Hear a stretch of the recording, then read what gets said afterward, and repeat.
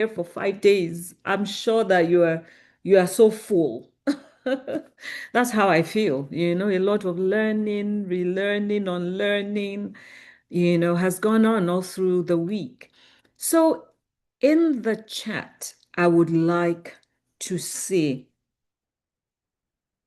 people, the audience, just using a word, just one word regarding how you describe where you are right now. When we started on Monday, I'm sure where you are right now is a bit different, in considering success and significance. So in one word, thank you. Someone says he feels blessed. Where are you right now? Where is your mind? Yeah, you've been part of this for 1 week or 5 days. Where are you elevated, feeling inspired? Thank you. Two people have said elevated, blessed. Can I see some more? Where are you? One word that can show that there's been a shift. Enriched. Thank you. Energized, transformed, reflective, empowered, beautiful, at rest. Oh, I love that. Ready to take more risks. So I said, oops, that's not one word. Don't worry. Blessed, reflective, challenged, directed. Oh, you all make it worth it. I joined just yesterday. My eyes were opened, inspired. Somebody can see possibilities. A lot of people have used the word elevated. This is just beautiful. It's just moving. Oh, inspired, thankful, lovely. A sister of mine, I'm sure she's even on the platform today. She sent me a text. In fact, actually, two people mentioned that, but hers was very colorful. She says, "Why are you doing this?" She said, right now, you could be, maybe monetizing this, or you could be on the beach somewhere having fun. And I said to her, I laughed and said to her that she's so right. I said, but the feeling I'm having right now, this sense of fulfillment I'm having right now, I will not get it on the beach because, there's nothing wrong with the beach. And I said to him, don't worry, I'm still going to the beach. But the sense of fulfillment I have is in line with my purpose. And we talked about that during the week. That sense of just being able to help people learn and help develop our minds and help bring a shift. So, for all the words you have said, transported, empowered, unveiled, mind shifted, you make it all worth it for me. And I'm so thankful for the audience. You guys have been amazing, really engaging, and all that. So, that's just been really lovely for me. We have looked at success, from success to significance. Over the past few days, we've journeyed through this powerful evolution. A lot of people, as I said before, said, okay, but why don't people talk about this? The reason is because we all sometimes think that success is significance. And a lot of us stay there, we remain there, not realizing that there is more. Yeah. I mentioned Abraham Maslow moving from just self-actualization as a psychologist at 71, introducing transcendence because he realized that self-actualization is good. You've achieved your goals. You've achieved what you set out to achieve. But he then realized that there was still emptiness. There was still emptiness. And therefore, he then added another layer to his hierarchy of needs. We talked, there was a lot. I brought the dopamine, oxytocin, serotonin study. The fact that success will give you that high that dopamine gives, but then you come down. But then significance is more long lasting, is released slowly. You feel valued. And that is what you'll find with serotonin or oxytocin. We've talked a lot about different things. So today we're wrapping up with someone that I was saying to her, I think yesterday, that when I think of Udo, I always see that twinkle in her eyes. Can we see you? Let's see that twinkle. There's always that twinkle in her eyes. Yes. She always has this look when she's speaking. Yes. When she's speaking. And to me, it speaks of genuineness. She's very genuine and she is very authentic. And she's unapologetically herself. That's what I think about when I'm thinking of Udo. I met her as a parent in Meadow many years ago. And I even remember when you invited some of our students to Abuja, to observe the proceedings at the Senate. I remember we were there sitting up. I said to myself, you've always been a high flyer. You've always, tried to achieve things. So I'm not surprised that you're where you are today. So, you are welcome, my darling Udo. As usual, her profile is in the chat because, like I keep saying, if I was to read all the profiles of my guests, we would not, we will be there for the whole day, or the whole hour. So we've put it in the chat. So, Udo, you're welcome once again. It's such a joy to have you. You're muted. Yeah. Thank you, Dr. K. It's amazing to be here for day 5. Day 5. Honestly. So I'm gonna, that I always put all my guests on the hot seats. So I'm not going to let you off that easily, but I've kind of tweaked things around and you're aware. So what I've done, before we go deeper into the discussion, I'm doing things a bit differently. And I've called you and I said to you, please bring an object. So I call it show and tell. I asked you to please bring an object that represents a season in your life. It could be a season of growth, leadership, legacy. It could be something personal to you. But just to get to know you better, we would like you to just show us and tell us about this object that you have or item. Over to you. Okay, and I did say to Dr. K that I wasn't going to tell her what that object was. As I was flying into Lagos yesterday, I just, I got the message and I literally spent, my time on the plane just, thinking to myself. So I started writing, I write a lot. And, I said, I need to have 2 or 3 options. And I wrote option 1. And option 1 landed very clearly. I never got to option 2. So that's what I'm going to show and tell. So this is my object. Ooh, okay, tell us about it. That looks nice. So this object is a mask. I shared it 2 or 3 years ago at TEDx Letama. And for me, what it represents is that it represents the season of my life where I was decorated, I was covered, I looked amazing on the outside, but it was all a mask. And at some point, I had to take off that mask. And what that mask represents for me and for many of the leaders that I've worked with over the years, my friends, my mentees, my family, and the circle, the community that I'm connected with, is that this mask has represented the times where our titles, our work, our marital status, our bank balances. You remember the times. I'm so sorry. Cooper, can you please mute people, please? Unmute the speaker, please. All right. Udo, are you there?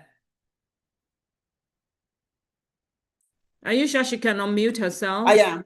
Okay. Okay. So we can't see it. Okay. Right. That's fine. Please go on. So that's my mask. As I was saying, this mask represents for most of us, our titles, work, academic, marital. We're very married, very, very married. We're parents, our designer clothes, social status, our houses, our travel classes. Is it first class? Is it second class? Is it economy? Or are we doing legacies bands, parties, socializing? Are we part of the right circles? Are we sitting in the right place in church? Are we, social media scrolling, our bank balances, the times where you check and there's nothing in your bank and your heart just goes so boom, you just feel that sense of devastation, because those are the things that have defined us. Now, let's forget about you. Let me focus on me, because this is about me, my story. Yeah. I have been that person. I wore that mask. I had that mask. And over the last, I would say 20 years or more, I have taken off that mask, and it's nowhere near me except for demonstrations like this. There was certainly a season in my life where it was, more about the external. And as we know, I know this is a faith-inspired circle.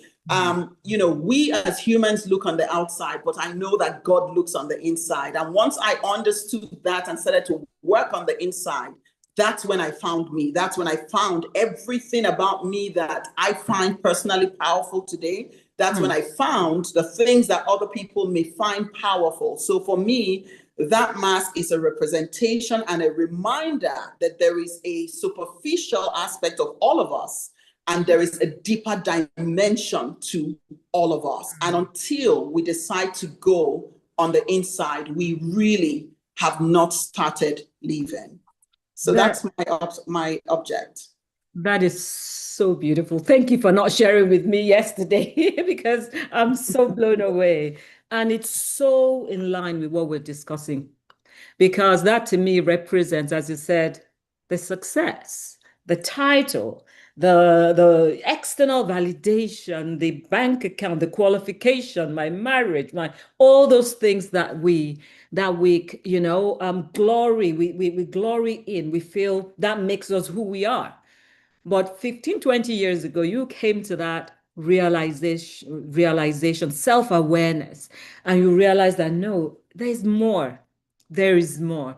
And you have lived your life, based on that revelation, which has taken you, I dare say, from success to the place of significance. So beautiful, beautiful, beautiful. Can I see in the chat? Yes, I want the claps. Fantastic illustration. Lovely. Awesome. Beautiful. Someone said, my God, this is deep. We thank God for that. So I'm going to yield the floor to you and would like you to just take us through your journey. You started in a way. Take us through your journey in about 10, 15 minutes. I want us to round up by 6:15, and then I'll do a final wrapping up for about 10 minutes. So please take us through your journey, 10, 15 minutes. Over to you. Thank you so much, Dr. K. This is Virtual Business Summit, and an hour to this time, I've had music playing in my background. I've had such an amazing sense of just divine presence. Beautiful. Yesterday, I had a chat with Dr. Nwani, and I've attended 4 days of this week. And I said to her, I've been grateful for this week. And the reason is that as leaders, we get to a stage where sometimes we think we've arrived because we're accomplished and all of these things. But the one thing that I know about leaders that really, really value significance is that they're eternal learners. And so to be in a space to listen to other leaders just share their stories has been incredibly profound, very insightful, and as I said to you, very impactful. So I want to start by saying thank you and God bless you. And I know, as much as I know my name, that God is here and this is of God, and that the impact that you're going to see is something that is immeasurable. And really, that's what significance is about. It's a multiplier effect. It is exponential. Absolutely. It goes beyond anything that we can measure. And so I just want to say, take the stage, Lord, and have your way as you have had over the last 4 days. And on this final day, may your name be glorified. Amen. And with that, I will, I mean, like you said, first of all, the resumes are long. They can be 10 pages, 2 pages, one page, but every leader recognizes that all our lives have chapters. And so I will decide which chapter to open up this evening.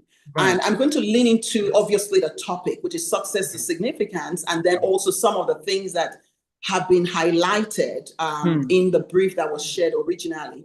So for me, I feel I'm an ordinary girl, shy. I kind of, if I was to give my own story a title, and this came to me literally maybe 30 minutes ago after I was writing my notes, I wrote the shy steward.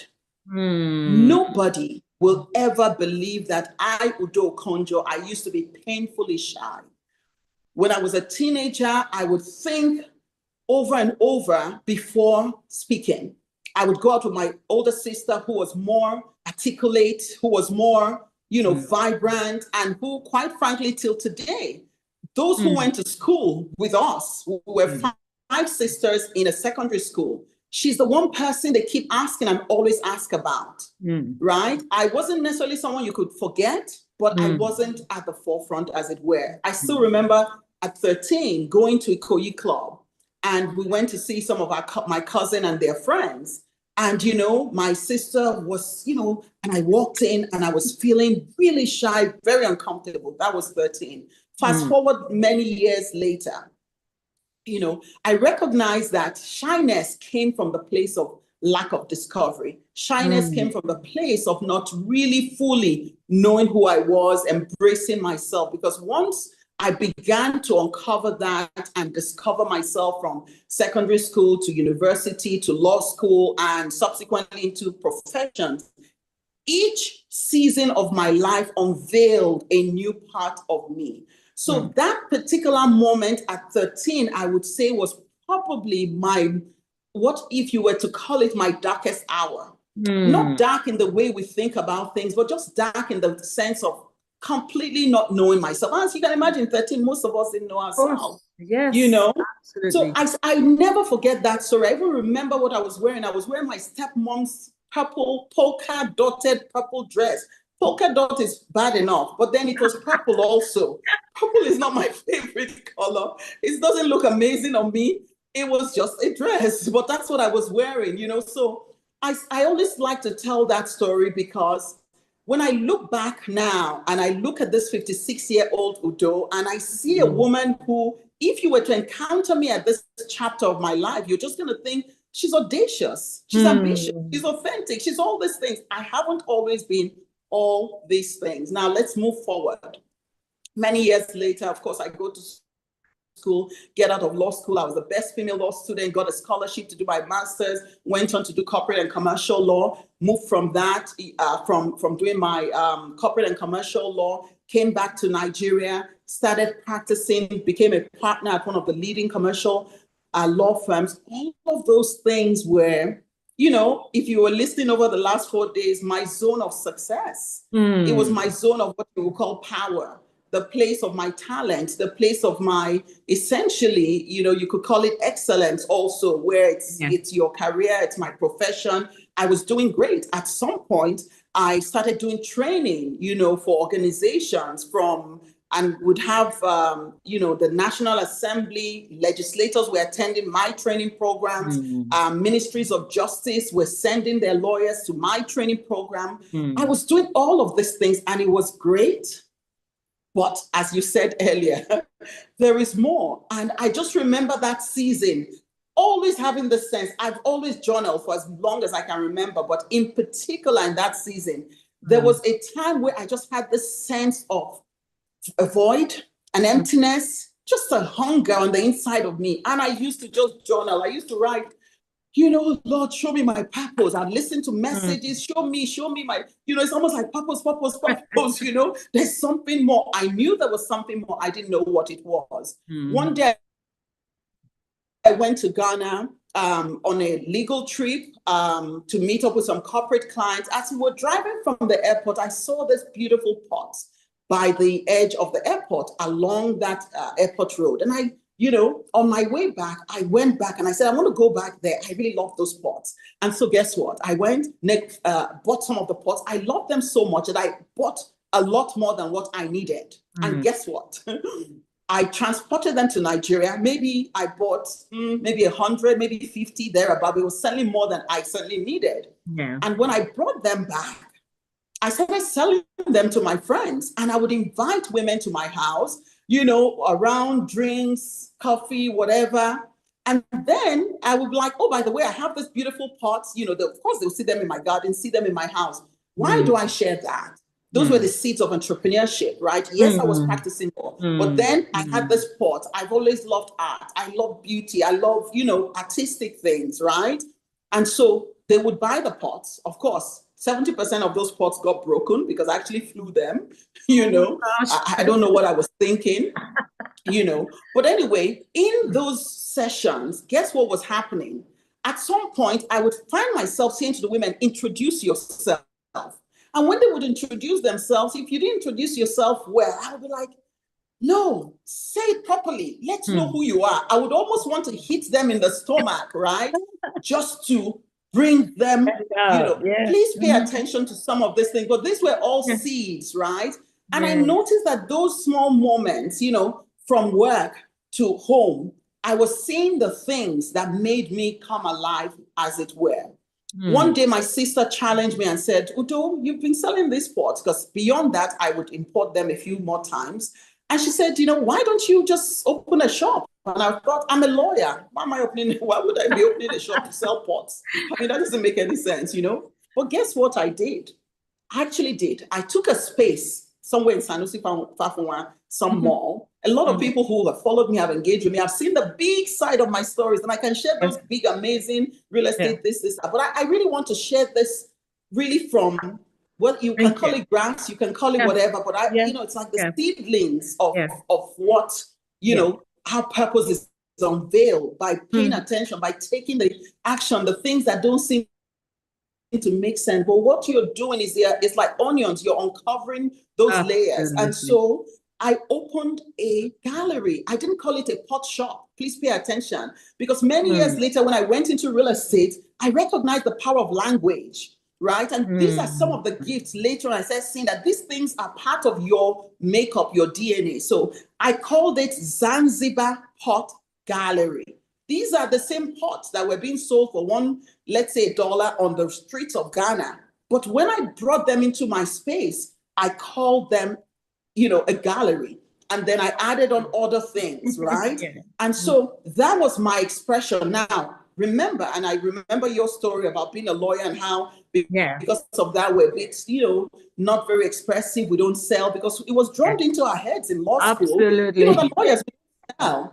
I mean, even the wig and gown, if you know what that thing at the back means, it actually means we don't talk money. Put it on my back, like that flap at the back is meant to be like a money pocket.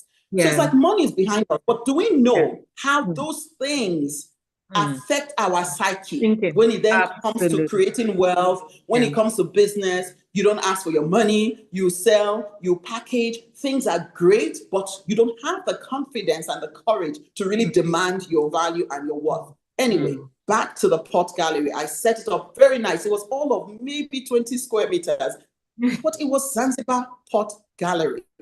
That pot gallery, as I sold the pot, I loved my pots. Guess what? Each time I would go to somebody's house to go and deliver them, right?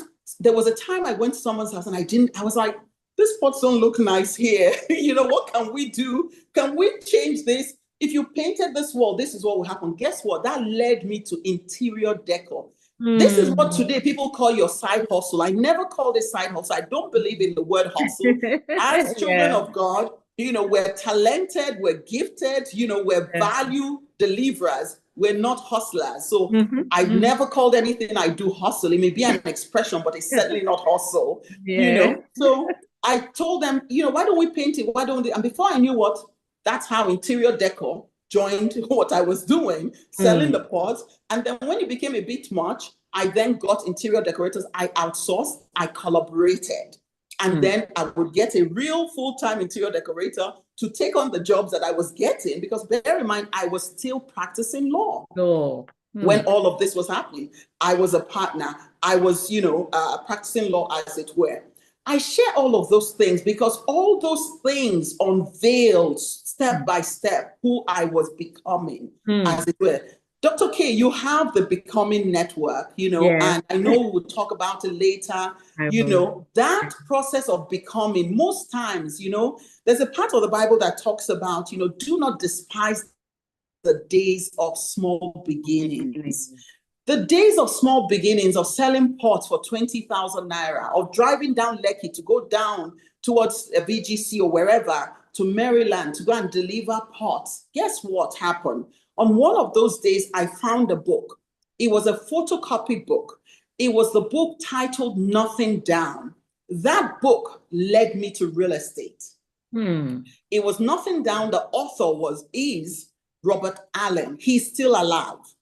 I didn't know he was alive. The book was very old, one of those brown copies and whatever. I read it and I was like, oh my goodness, it was talking about how to invest in real estate without having money, right? Without actually having cash. And he told the story of how he did it and he gave the systems. And I've always been an ardent reader. And when I read, here is the one big difference, I think, between me and maybe other people, is that when I read, I take action. I can read one chapter, but it must shift something in my life because I will take action, even if the action is imperfect. Anyway, from that book, I started paying attention and applying some of the principles. One of the principles was when you are interested in investing in real estate, which I wanted to be interested in, understand your neighborhood, drive around your neighborhood. From that time till now, I still do it. Driving around when I want to invest. And so by the time I'm investing, the level of information that I have is so much that when I see a good deal, I can stop and say, this is it, because I understand. But anyway, based on that book, guess what?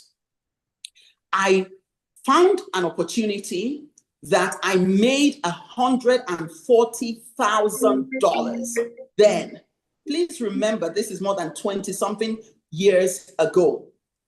From a book, from paying attention, from taking action. What it said was, find the deal, find somebody else who you can partner with if you didn't have the resources and it was a big opportunity, which is what it was. I was not in real estate at this time.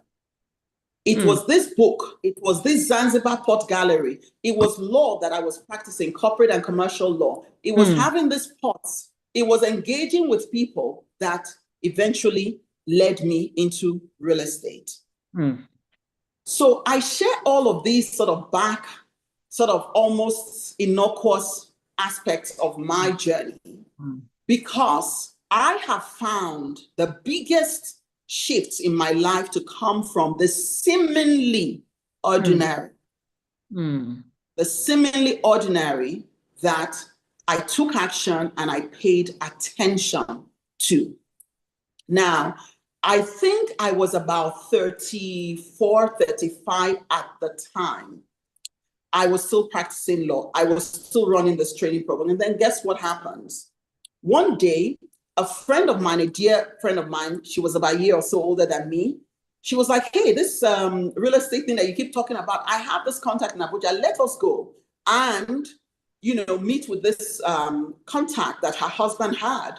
And, let's do some big estate, blah, blah, blah, and everything. So I was like, okay, let's go. Guess what? On that trip, somebody saw me on the flight and spoke to my brother and said, that's your sister. That woman who runs those legislative training programs, the legal programs. I attended one of her programs and it was brilliant, and they just made him Senate president. And my brother was like, why can't she come and work for you as your legal advisor? And they reached out to me and I was like, what? I came here for real estate. Of course, as you can imagine, serving for your nation at any level, I was 36, 35, 36. My dad was still alive. God bless his soul, Justice Francis Okafo Kachiku. Do you imagine telling your father that they invited you to be special advisor on legal and constitutional matters and he's going to say, don't do it? Everybody around me was like, of course you have to do it. Yeah. And so, and something in me also felt like, okay, it wasn't oh, yes, let's do it. But it felt like, okay, right? And so that's how I became, at that age, the special advisor on legal and constitutional matters to the Senate President of the Federal Republic of Nigeria. And the rest, in a sense, was history. I did that for just under 2 years, travel here, Switzerland, Mexico, all these things, doing the work, all of that. Until at some stage I found, and I remember thinking myself, this Condoleezza Rice, Susan Rice, you know, I was having this sense, you know, that was what I felt it was. You know, very quickly I realized, no, that's not what it is. You're basically doing the work, but that sense that I felt I was going to shift and do this was not happening. And at some point, each time I went into the National Assembly, guess what? I had a racking headache. I had a sense of loading. I had just this sense of whatever. I'm going to fast track the story. I put in my resignation without telling my father. The only person I shared with was my husband, because I mean, who gives up a diplomatic passport? Because I had that. I had a state passport. You know, I was at that stage, it was the equivalent of the what you may call Minister of State level at 35. I wasn't yet 36. You know, it had all the trappings, it had the title, it had all of that stuff, but there was something on the inside of me.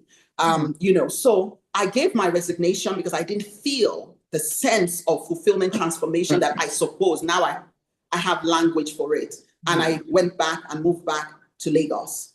All the time I worked in the Senate, I came home because the Senate sits Tuesdays to Thursdays. I would fly in from Lagos on Monday. I would leave at the end of sitting on Thursday.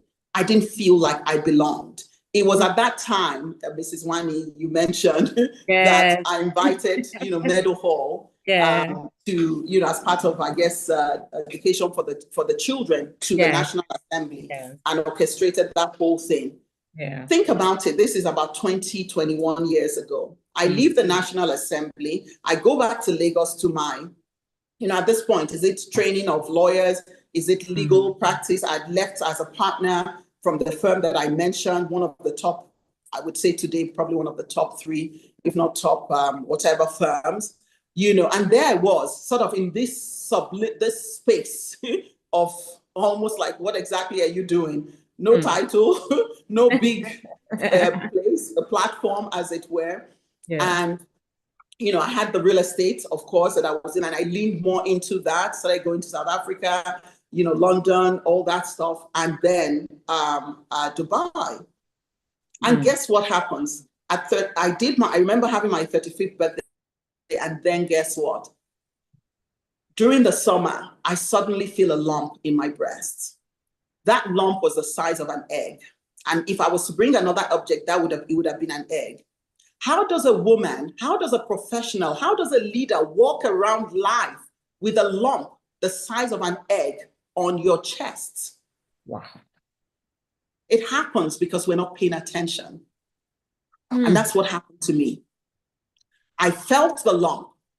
And without going into the details, but suffice it to say that I was in a country, Dubai, at the time that I'd never been. It was my first time. So I wasn't running all over the place. I was lying down. I was still. I knew nobody. This was 20 years ago. And so in that stillness was when I found the lump. Why hadn't I seen the lump? I was busy. I was busy doing legitimate things, raising children, hustling in quotes, which I said I didn't do. But any kind of busyness that leads you to the point where you are not paying attention, I don't believe it's God ordained. But I'm grateful, and I'm grateful for redemption. I'm grateful for restoration. I'm grateful for the God of second and third and fourth chances. And finding that lump, there's no way I will not mention Mrs. Betty Rabot. And, you know, as I wrap up with the concept for me of the power of purpose, is that because she was in purpose, writing about, you know, she had a magazine and talking about breast cancer. And I remember something that said, you know, I remember having read something. So when I felt that lump, in that stillness, I immediately took action. I started calling. where can I go?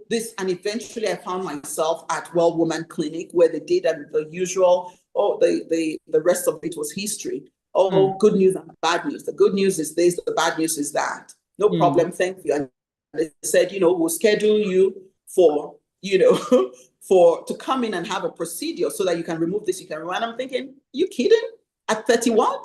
I'm in Dubai on vacation for the first time ever, and I'm going to now suddenly start going to the hospital to get treated. No, it's not happening. We left Dubai, ended up in London, going to go and pick up my daughter. She was coming back with my sister-in-law. And when I was in London, I got a second opinion, the same thing. And so, of course, it was confirmed. It's what it is. And so that became the new season of my life. It was now Udo with cancer. Yes. And, once again, this is a 15-minute story, so let's leave that. I go on to South Africa. Why South Africa? Because back to work after coming back from London, because they gave me a date to come in December. I then returned to Lagos. And one day at work, I remember just thinking, and while I was sitting at my desk, I heard a very clear voice. It felt like it was on the outside of me saying, go to South Africa. Please remember, I was already doing business in South Africa, going there to see property, invest, all that stuff.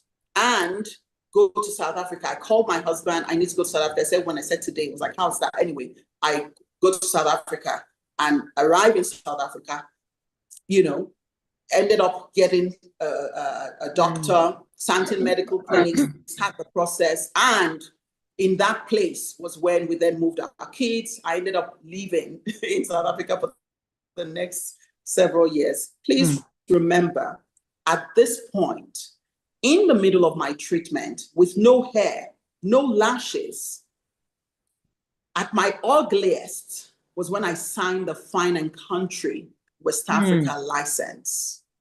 I'm going to stop and just track back and summarize. I've talked about Ghana, going to Ghana for corporate and commercial work. This telecoms company we were advising, and I started selling pots in addition to practicing law.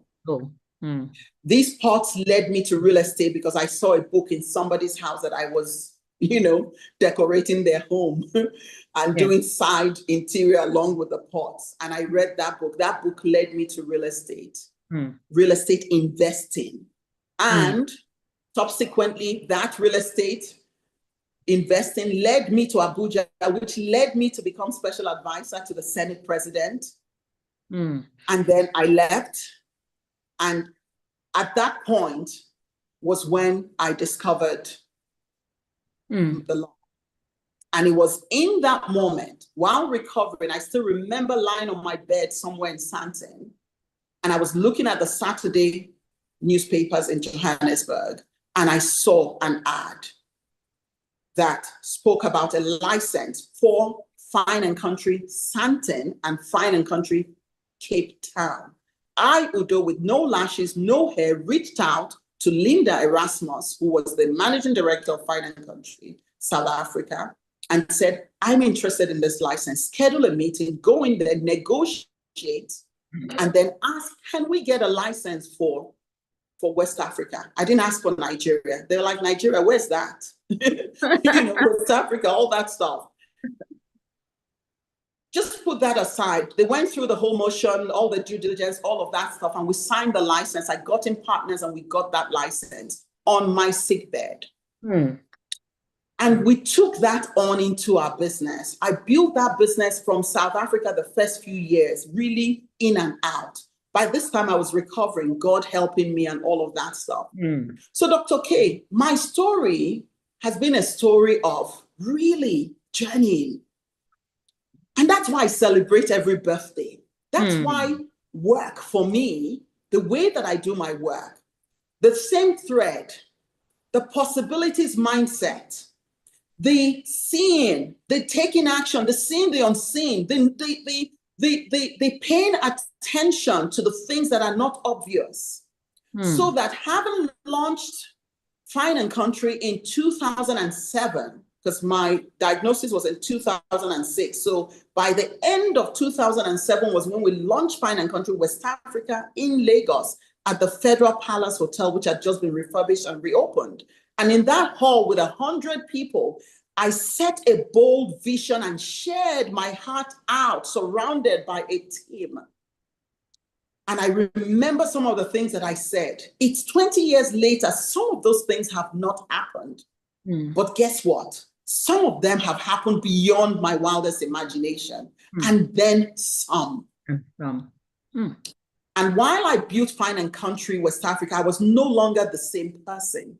I was no longer the lawyer who was building, who was wanting to be successful. I was saying no more than I was saying yes to opportunities. I was very clear, and I started to pay attention and document over the years. 4 years later, when I thought it's time to fly, it's 4 years post-cancer, I've turned 40. Let me put on my wings and fly. I hosted a 40th birthday party, and guess what happens? I go back to South Africa and I find I'm pregnant. Oh, that son is today, this year, 16 years old. So out of breast cancer came Fine and Country West Africa. Out of breast cancer, when I was then celebrating this young boy who came out of nowhere, who I was on drugs and medication that meant I'd gone into early menopause in my 30s, came this young man. But guess what also came out of breast cancer? The inspired women of worth, seed and idea that God laid in my heart right there in Johannesburg. And that's how I invited 25 women to Johannesburg to celebrate my 41st birthday, my son's dedication. And this is now 16 years. There have been hundreds, there have been thousands of women that I have connected with, that I have served, that I have mentored, that I have coached, that I have befriended, and it has changed my life. 3 things that have been life transformative out of breast cancer. So when you ask me to tell my story, I don't have a traditional path, neither does anyone. This is my story, Dr. K, and I will leave it there. I will leave it by saying that if you think you know me, if you think you've seen anything, you've seen nothing. Because no matter what, no matter how brilliant I am, no matter how intelligent I am, and I am because of who created me, there's nothing about my story that I can take 100% responsibility for. I literally feel like a pen was given to me and has been directed and scripted. And mine is to essentially hold up my hands and always say, take the stage, Lord, and have your way. I'm just a vessel. That's why in business, I don't compete like other people. In anything I do, in the last several years, I've been actively also coaching, doing director work. Anything I do, I am on a clear Udo, Mary Ann, Okonjo, Ni Kachiko lane. For you to compete in this lane, you have to have had breast cancer at 36. You had to have been diagnosed and gotten to stage 4. You had to have had radiotherapy, chemotherapy. You had to have had a mastectomy. You had to have had Kenelum Chuku at 41 when nobody thought you could ever be pregnant again, and I wasn't looking, including many other things. This is part of my story, and I'll stop there. I'm actually almost getting emotional right now. Just give me a minute.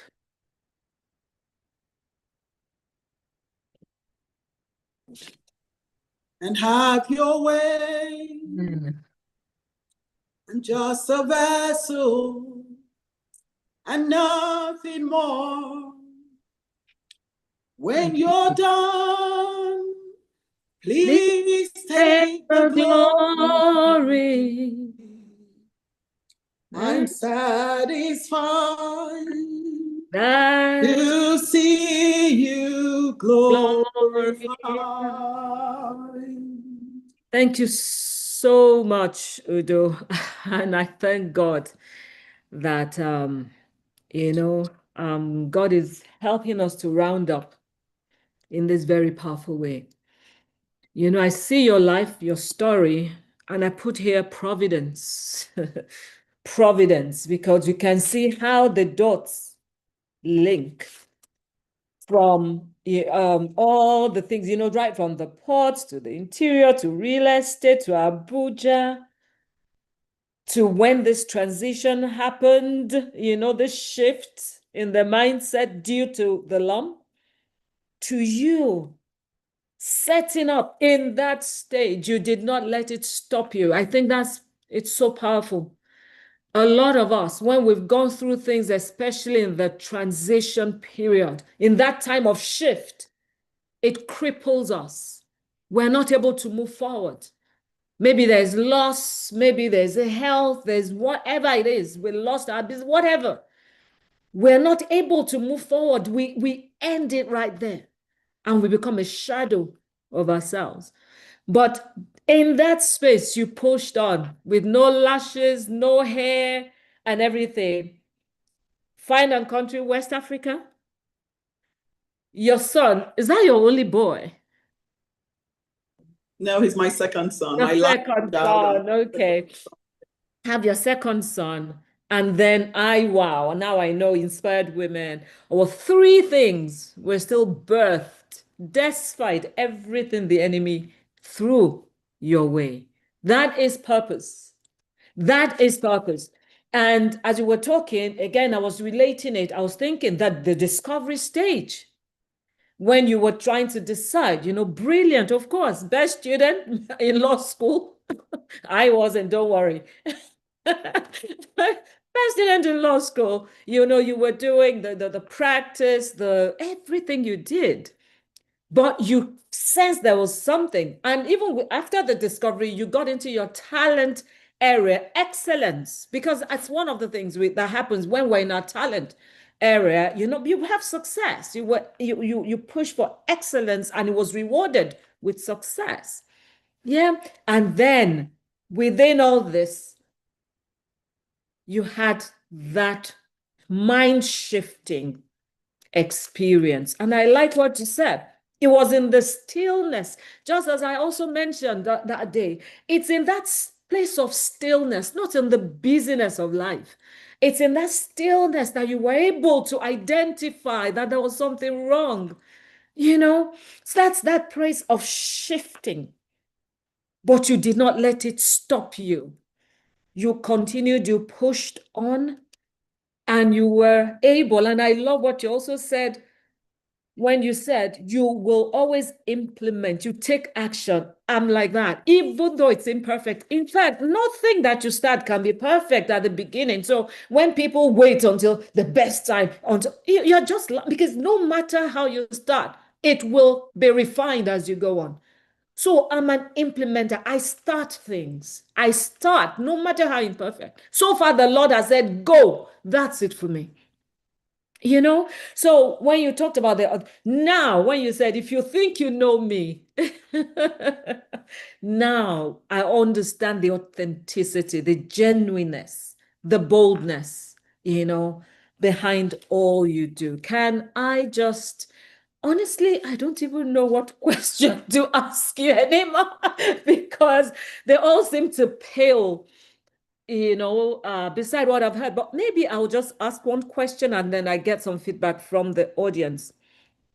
Now I understand when you talk about wealth, because I'm going to ask you about Radiant Collective. It's one of the initiatives that you have, and I think an awesome one, you know. But I can see that something has shifted from wealth accumulation, which might have been, you know, like the mask, very representative of your story, to now it's something that is more of responsibility. When you're talking to the women, for example, and you're talking to women and you're talking about generational wealth, build your own, and things like that, I can see that even as you're saying it now with your story, I understand why it's not just about accumulating wealth. It's not just about having real estate. It's really about responsibility. Can you speak to that, please? Yeah, absolutely. It's interesting that you use that exact word. I wrote down three words, just reflecting on my story as I was preparing for this, Yes. and there were two major words: responsibility and accountability, and the third was capacity. We Right. all have capacity at different levels. Yeah. And as a business leader, you can build your business to serve you, to make money. Profit is great. One of the things I was doing over time as I built my business was that I was paying attention and I was documenting. I was going back after every incident, situation, or big opportunity or whatever, and paid attention. What were the principles? I'm big on principles. I love principles because I believe that ordinary people like me can become extraordinary if they have access to principles, right? Absolutely. And so I believe that as leaders, we have a responsibility to actually document the how. So that it's not, oh, help me praise God. God is Yeah. good. No. I can show you, and over time, I actually documented, how we were building our business, the things that were important. So when I talk about capacity, it goes with responsibility because the types of opportunities that we had access to as a company, I'm coming to your question, but it's important for me to put the context that at every point in building our business, it was, yes, the profit pillar. And this was part of that documentation. When I said paying attention, there was what I call the purpose pillar, the power, profit, then there's prominence, and then posterity. I share that.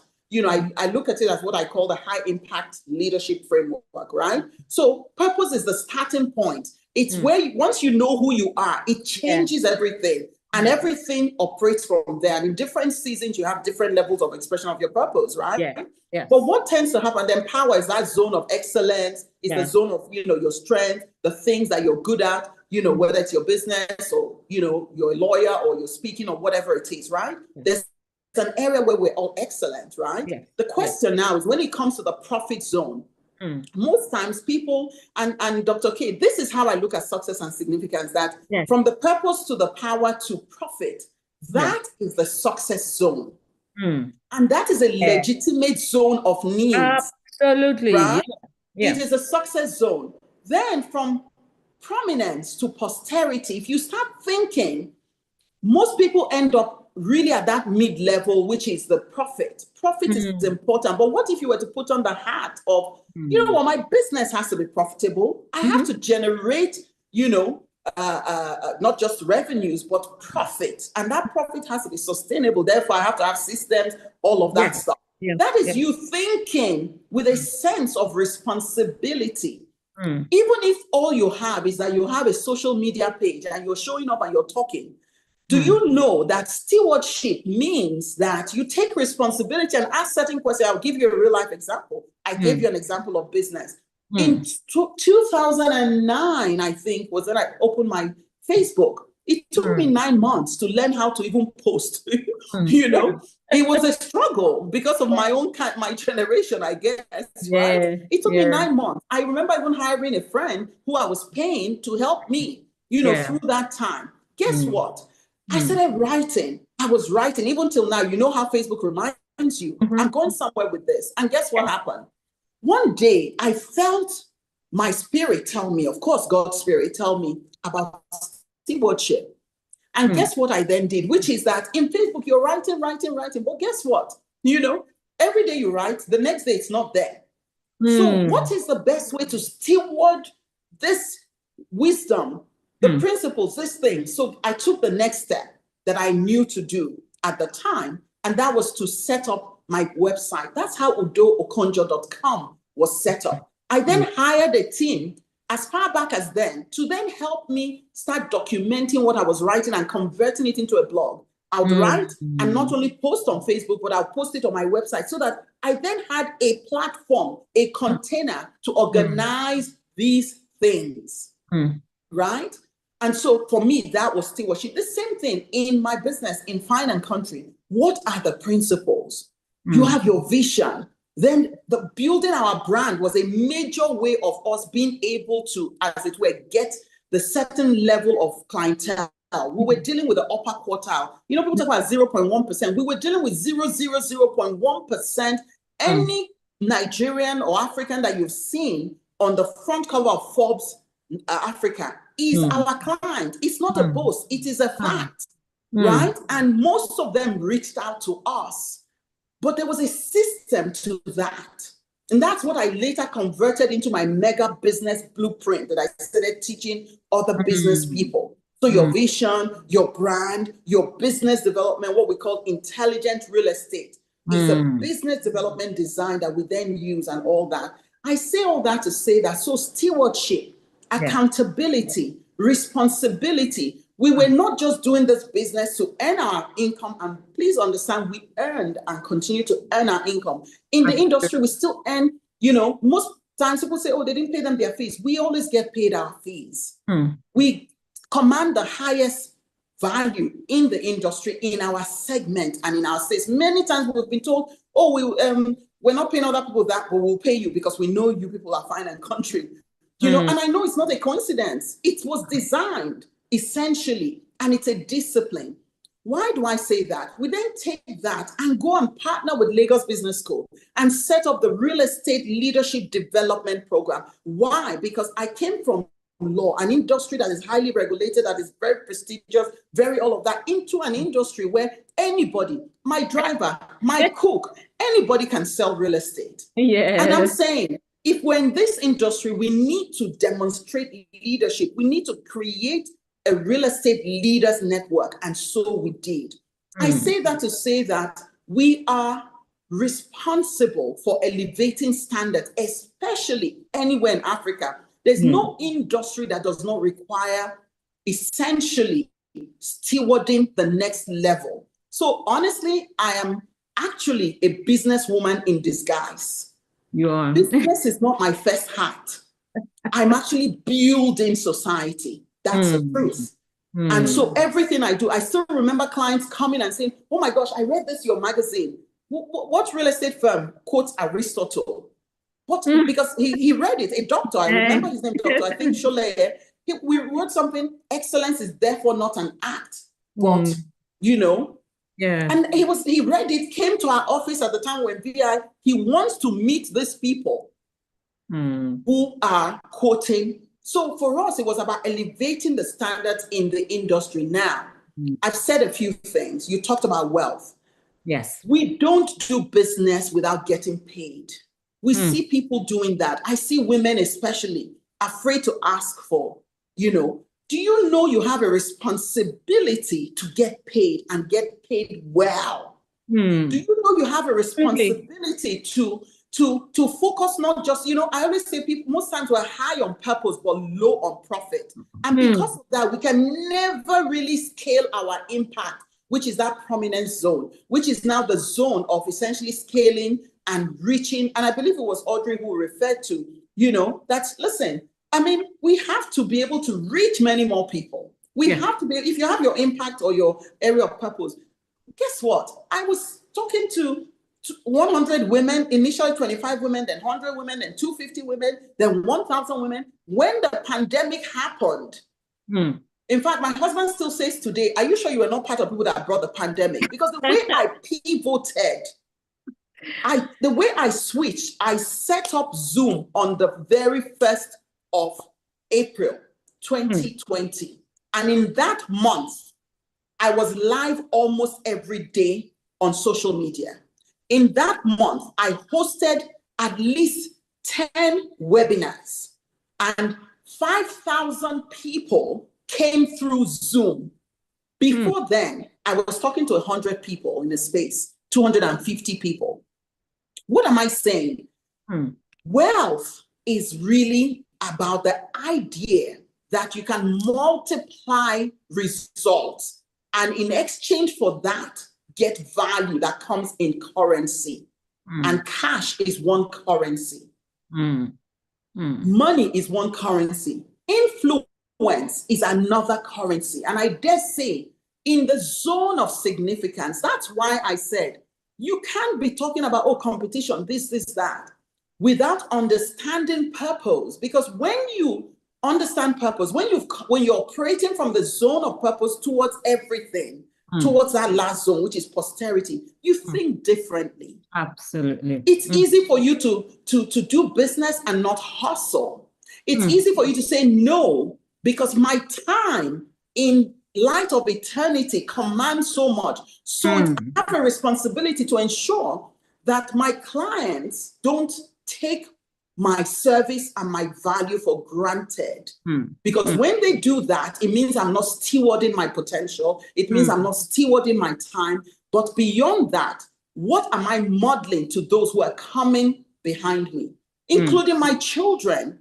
And by God's grace, today, when I look at my 3 adult children, including even the young one who's not yet an adult, I remember Kenneth during the pandemic. He came and said, oh, Mom, can you give me 100 some money? And I was like, how, where from?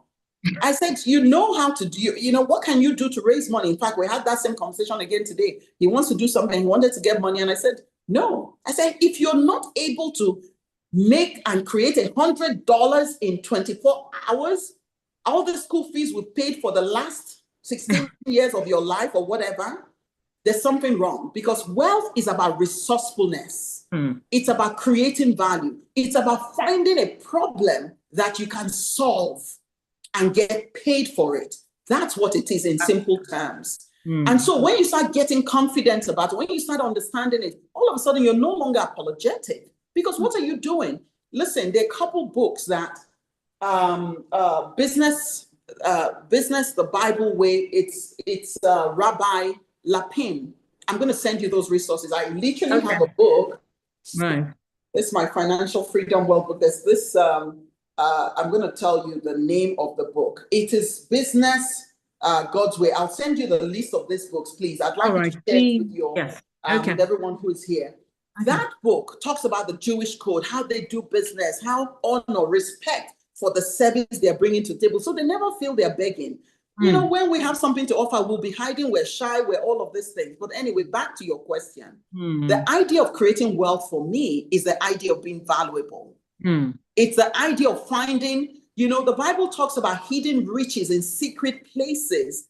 And that's my prayer for everyone here, that we go beyond the surface. When we came into our industry, we said, listen, everyone can take one property and 10 agents will be selling it. But guess what?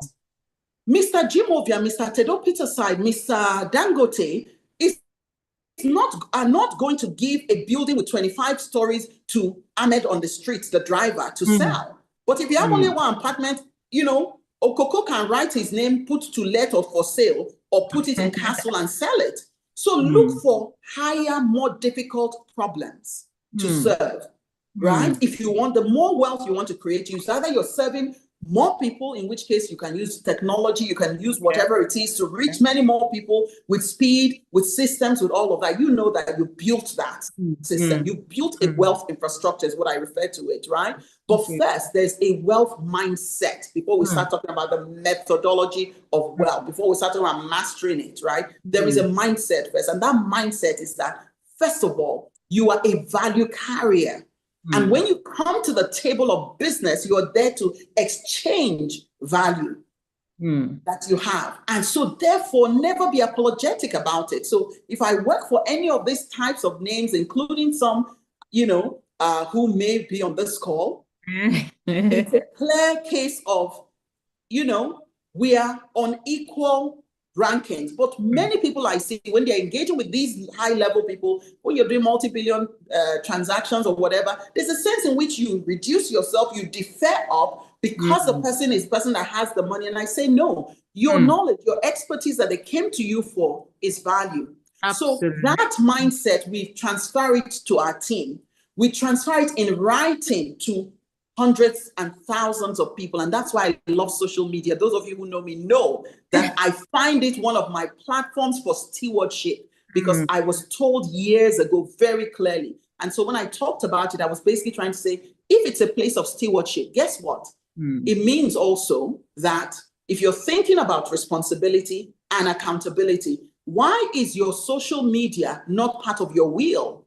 Why have you not indicated who is going to take it over if you pass? Maybe because I had cancer 20 years ago at 36, I'm very mindful of my mortality. And so years ago, at some point, I'm like, this platform that I'm using to serve the world that God has given me, I'm going to ensure that it doesn't just die the day that I die. And so I've nominated what happens. And so the same thing when it comes to business. I never thought any of my children would want to come and be in my business. All I did was do my work, build it. As I was speaking to our in-house lawyer just a few days ago, I said to her, I said, listen, Obehi, I was not building this business for my children. I was built, like I said, I'm an undercover non-business person who is here to build society, who is here to change, to transform minds, to show people what is possible. That is what I'm doing.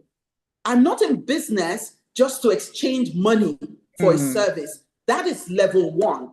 Level two is, what is the transformation that I bring, starting with my family, my team, my friends, my community, and external world.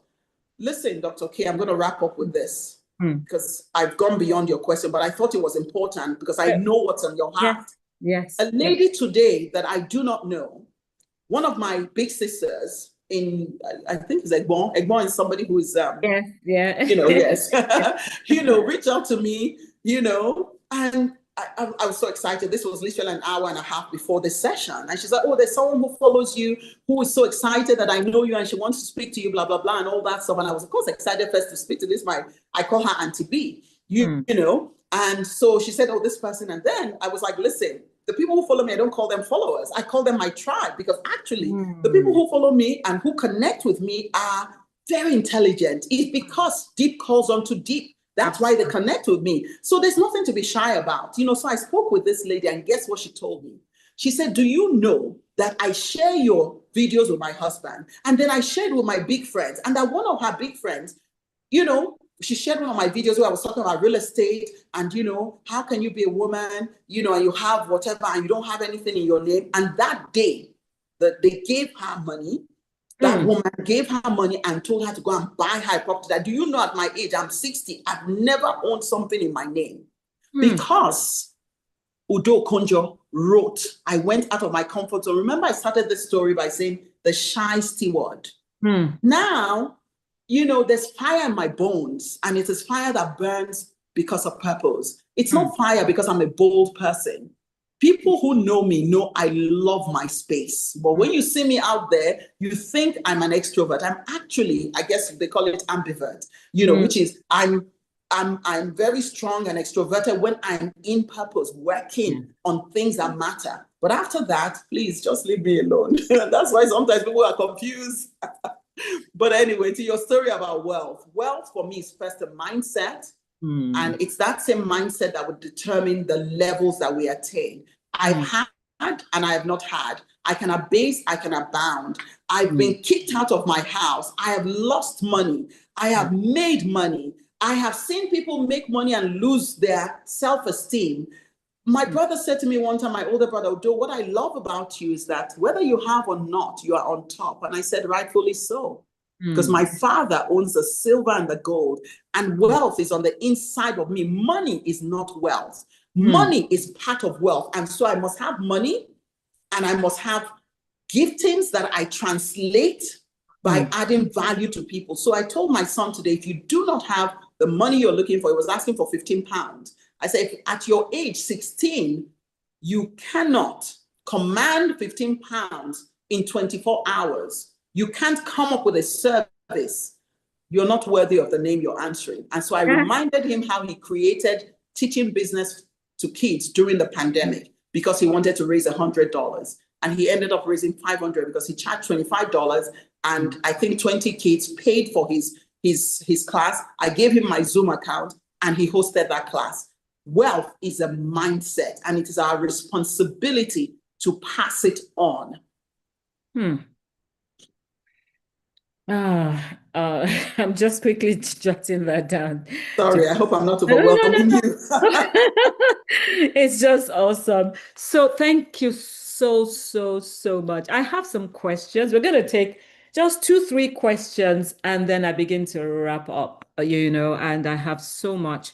What you've said today really just helps me. Even in the wrapping up, everything is just so linked.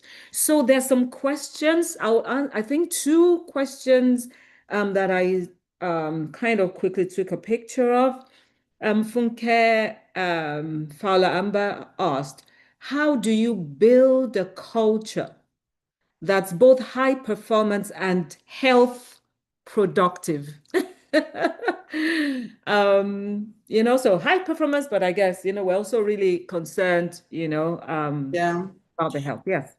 We have choices. I talk about leadership by design, and this is another gift that I'm going to share. Okay. Leadership by design. This link, Dr. K. Yes. Right? Yeah. I always say I got the gift of cancer very early so that other people don't have to have it. You don't need cancer. You don't need, all the hypertension, arthritis, stress, all of those things, right? Because most diseases we participate in them.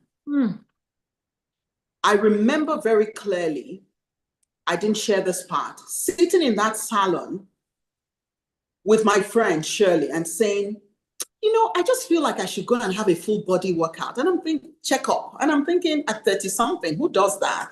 And of course, I left the salon and drove past Reddington. I said to her, I feel like I should go to Reddington. Have you ever been there? Of course, I'd never been to Reddington. But something inside me was saying, do this. And I drove and I finished and I drove right past. Why? Because I was busy, because I was distracted and I paid the price.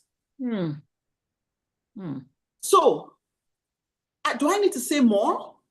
You have a choice. Absolutely. Guess what? 20 years later, I almost want to say, people say knock wood, but I don't knock wood. I knock on grace and trust God's word. And 20 years later, by God's grace, I've not spent an hour in the hospital beyond doing checkups every now and again over a few years. Because my choices change. If you invite me to Abuja to come and do something and you're stressing me, I remember a client, you must be the one. No, I have a team. We're building a brand. We have a team, competent teams. We have VPs, we have directors, we have managers, but you want me to be the one? Guess what? When I travel, I need a lot of, I call it, I have to first create the space. Why? Because I live constantly in this zone of Zen. It's a choice that I had to build over time. Part of the work you do is to ask yourself, how do you like to work? Pay attention. I'm a very early morning person, but that early morning is not for me to hustle. It's for me to dig in and find my space and my strength that fortifies me so that by the time I step out by 9, 10, let me tell you, I'm like, Gibraltar, bring it on. Because I'm carrying something that is formidable. And that thing will say to your 10 million naira, $10,000, $1 million, these are the terms on which we can do that. And how can we discuss this? The problem is that many people operate from a place of desperation, lack, scarcity. We're afraid that we will not have, and therefore we flat out until we get to burnout, until we get to exhaustion, until we get to whatever. And guess what? People can smell desperation. I'm not a superwoman. I was just a woman who was arrested 20 years ago. And that helped me to write a new rule book. You don't need cancer to write your own rules, including recognizing that one aspect of wealth is physical health, spiritual health, relationship health, and I can tell you many others. There's 7. But that, you see that physical health, it's your responsibility. Your client is not going to give it to you. Your employer is not going to give it to you. I laugh when I see a lot of senior women in particular extremely exhausted. In fact, the one that gets me, it's the ones that are constantly looking so busy and so frazzled and always like, oh, I'm in this meeting, I'm in this, you're running after. I'm listen, busy women most times are broke women because guess what? We don't pay attention. We leave stuff on the table. We don't attend to our wealth, systems. We're just working and earning. Earning is not the same as creating wealth. You have to invest. If you're going to invest, you have to learn. That's when you refer to Radiant Collective Capital. That's why we build that space to rescue women, to help us hold each other accountable, be more responsible for the next season, and to not have the excuse of, oh, I can't do it alone. Right? Or I can't do it. I don't have the money. Well, if you don't have 100,000, do you have 10,000? And if 10 of us put it together, then we have 100,000. Then we can do something. If 10 of us have 100,000, then we have $1 million. If 10 of us have $1,000, then we have 10,000. It's all in the mind and the choices. And my life is poured out, Dr. K, as a drink offering to help as many women and men, leaders, get this. I say the same to my husband. And that voice of reason, because as you know, most men, and I know there are a couple of men on the call, I'm hoping and assuming, men are, it's like money, work, let's take care of our family. But what about your health? Absolutely. If you're not here, guess what? We'll cry. But I've not seen anybody, no matter how desperate their wives were, that they put them in the grave with you. I've not seen anybody that they put their child with them. And I've not seen any woman who died. And most times your husband moves on in 6 months or a year. So what are you beating yourself to exhaustion for? So to the person who asked that question, it is your responsibility. Part of stewardship is taking care of your health. Beautiful. Awesome.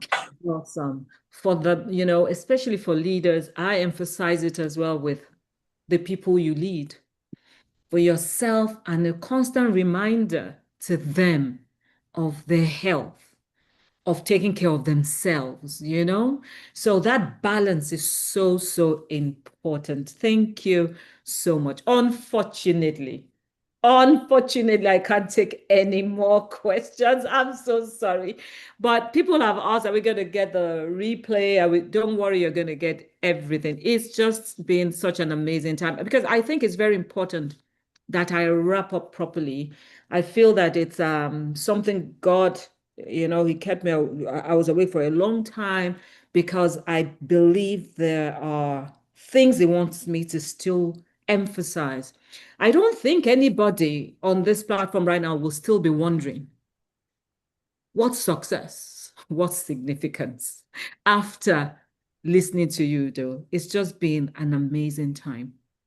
And as I speak to everybody, as we begin to wrap up, I'm going to take my time. Anybody that wants to leave, please, you can. But I just need to obey the Lord God Almighty so that, yes, you can get. And I'm quickly. Sorry, somebody is talking. Can somebody mute?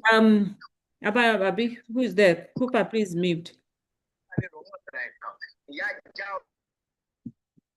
I'm going to quickly share something. Okay, I know that I'm probably showing my. Okay, so I'm just going to quickly, just as I'm wrapping up.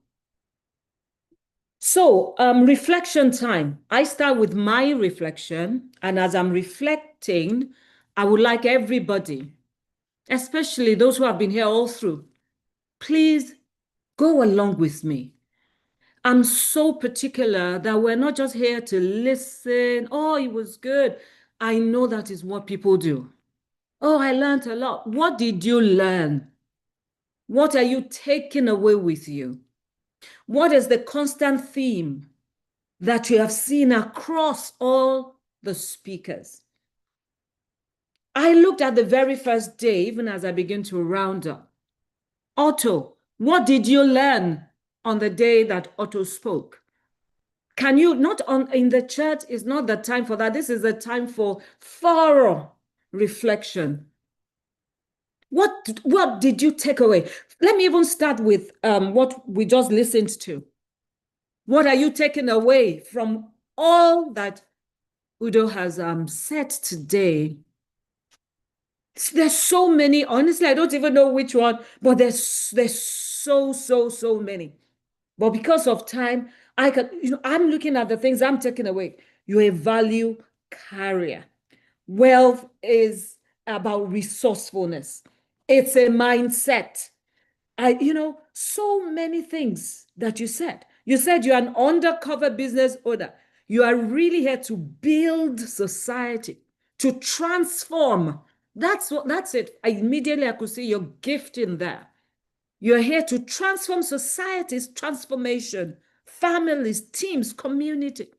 I'm taking that away. What are you taking away from today? I don't need you to put it in the chat. This is about you as we round up, not living with nothing, not living with just a high. The day Otto spoke, I'll go to him next.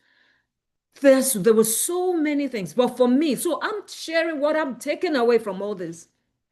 And I want you to note it, even if you can't do the exercise now, go back home later and do the exercise. For me, Otto said a lot, but I really loved the biggest takeaway for me was the developmental ladder.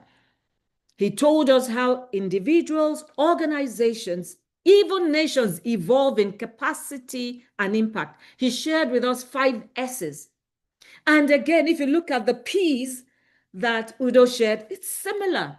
If you look at the purpose map I gave, it's all similar.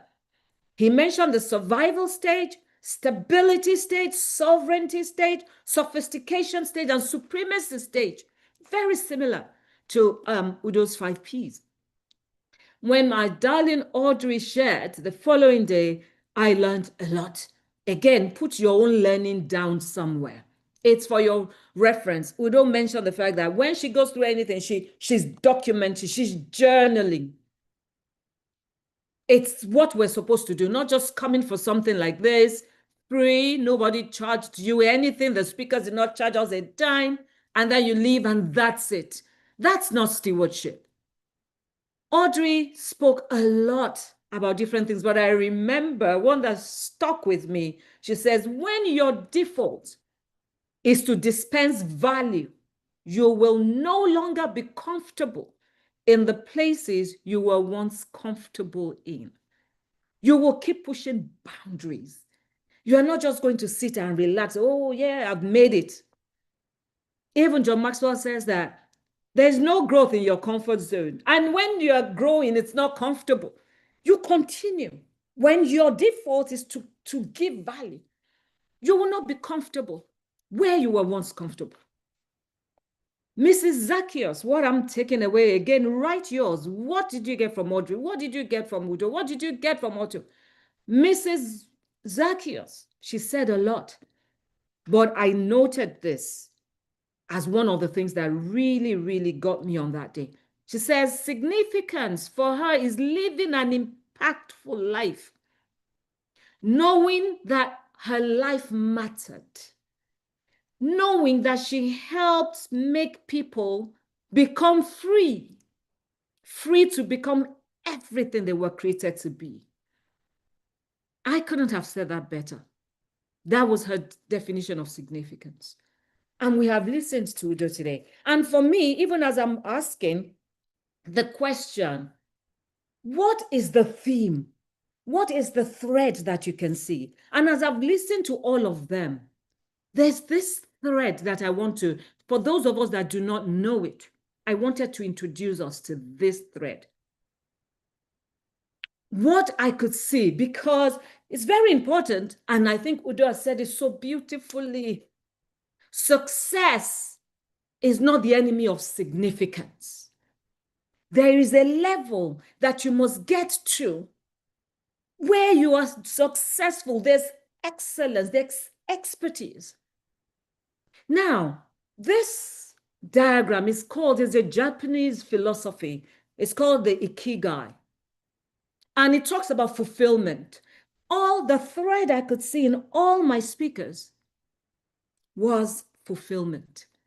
They all have been able to achieve these four things that Ikigai, this Japanese philosophy, says are these things are important in being fulfilled.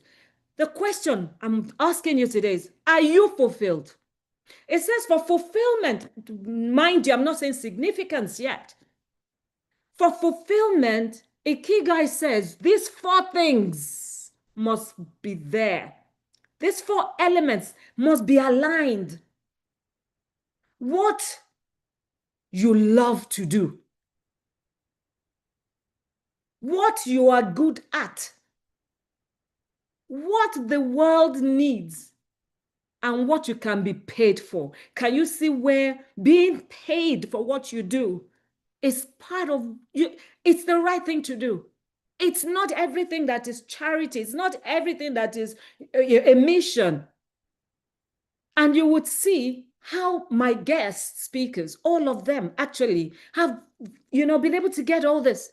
The passion is there. The gifts are there. Needs being met. Other people's needs being met.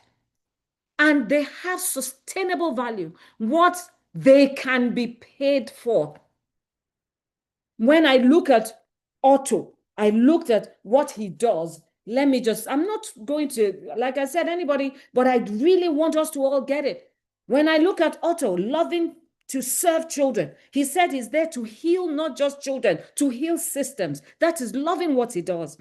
He's passionate and gifted in building systems.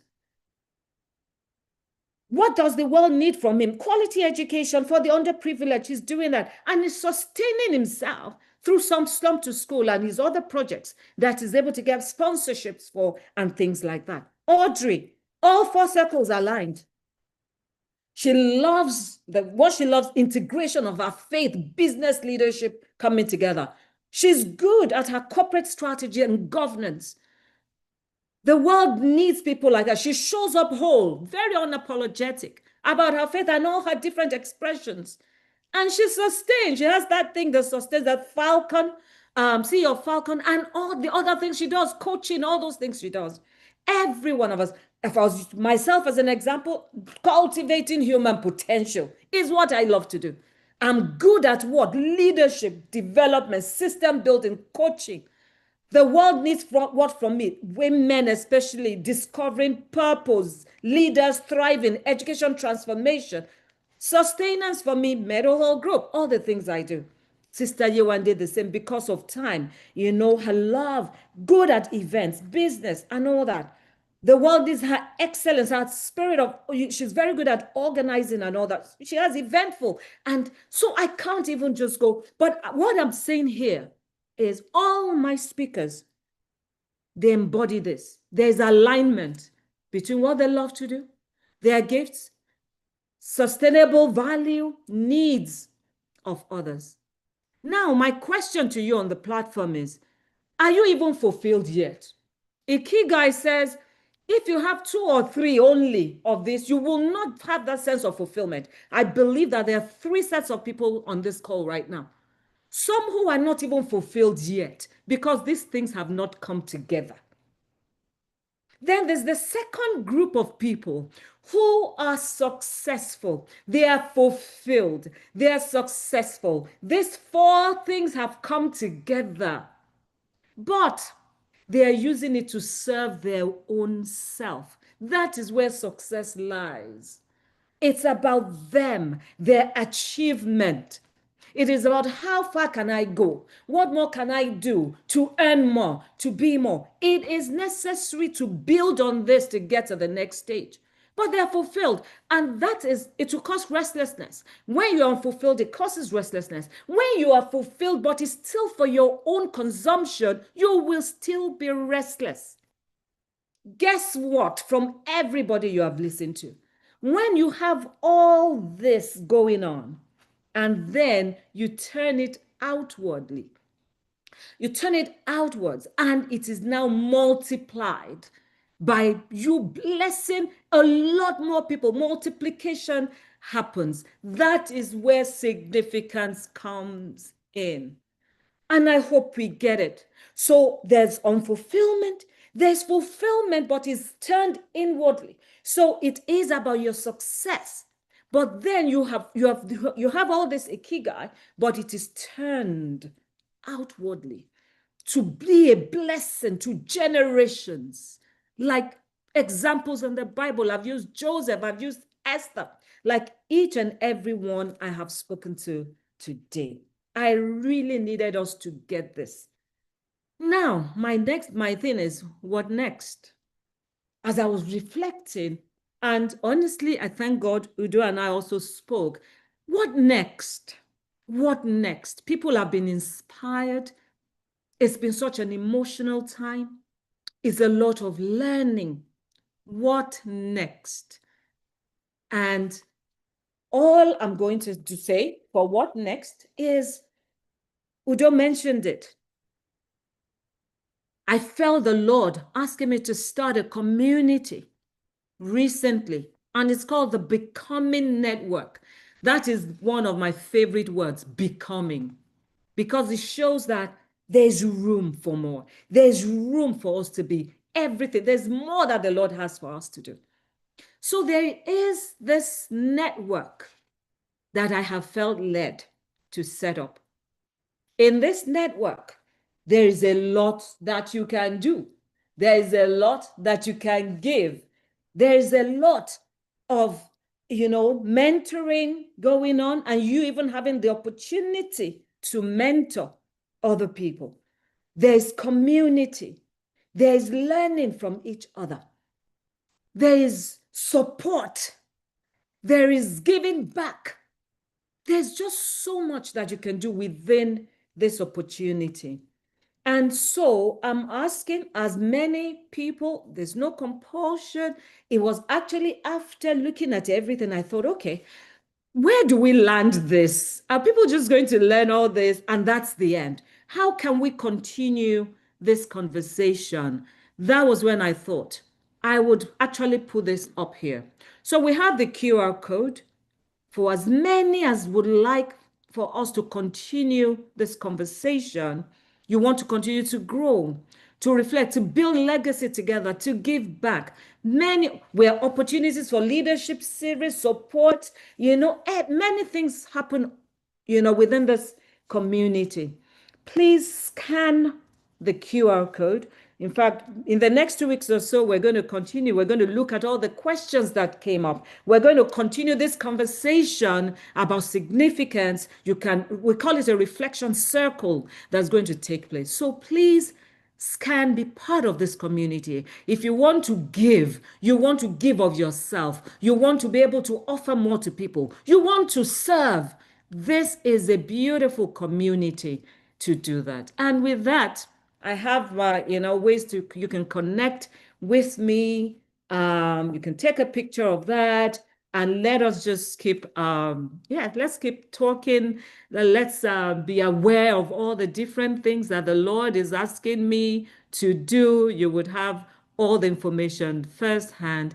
And with that, I rest my case. Thank you all so, so, so much. My speakers, what can I say? Udo, what can I say? Audrey, I know you are on the call. What can I say? Otto, Sister Yewande, what can I say? It's been a very, very fulfilling, draining for me, but I feel so blessed. I feel so fulfilled. And my prayer for everyone is that success will never be the end of your story. Your story will not end at just being fulfilled. You're fulfilled. No, it will not end there. It will be significance. It will be you multiplying all those things you have, what you love to do, what you are great at, touching more lives with it and earning from it. Why not? You're supposed to. God bless you all. And I say good night, good night, good night to you. See you soon. See you next year. For those who will join the community, see you in about 2 weeks. All right. And I think we also have the link in the chat. Is it there? In the chat. Gigi, please put it there. Yes. I'm looking forward to hosting us very soon. at the TBN Reflection Circle. Bless you all. Bless you. Thank you, Lord. Thank you, Lord. Thank you, Lord. Thank you.